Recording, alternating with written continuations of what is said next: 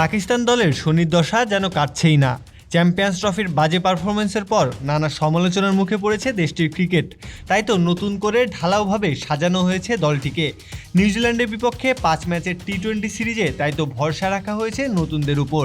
আশার প্রতিদান কতটুকু দিতে পারলো নতুনরা? কিউইদের বিপক্ষে টি-20 সিরিজে কিছুটা চমক দেখিয়েই দল প্রকাশ করা হয়। দলে নেই বাবর রেজওয়ানদের মতো পরীক্ষিত তারকা। অধিনায়কের ভার দেওয়া হয় সালমান আঘাকে। তবে নিউজিল্যান্ডেরও দলে নেই পরিচিত মুখরা। আইপিএল খেলার জন্য অনেকেই পাড়ি জমিয়েছেন ভারতে। তাই তো তাদের অধিনায়ক হিসেবে দেওয়া হয় চ্যাম্পিয়ন্স ট্রফিতে দারুণ পারফরমেন্স করা ব্রেসওয়েলকে। টসে জিতে শুরুতেই বোলিং করার সিদ্ধান্ত নেয় কিউইরা। ব্যাট করতে নেমে পাকিস্তানের টপ অর্ডার ফেরে খালি হাতেই।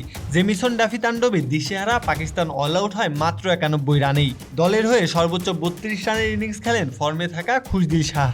জবাবে ব্যাট করতে নেমে পাকিস্তানি বোলারদের নিয়ে রীতিমতো ছেলে খেলা করেছে নিউজিল্যান্ডের ওপেনার শাহিন জাহানদাদ, মোহাম্মদ আলীরা কোনো প্রতিদ্বন্দ্বিতায় গড়ে তুলতে পারেননি। নিউজিল্যান্ড তাই 59 বল হাতে রেখেই 9 উইকেটের বিশাল জয় তুলে নেয়। ব্যাটিং বিপর্যয়ে প্রথম টি-20তে ভরাডুবি পাকিস্তানের। এখনও বাকি 4টি ম্যাচ।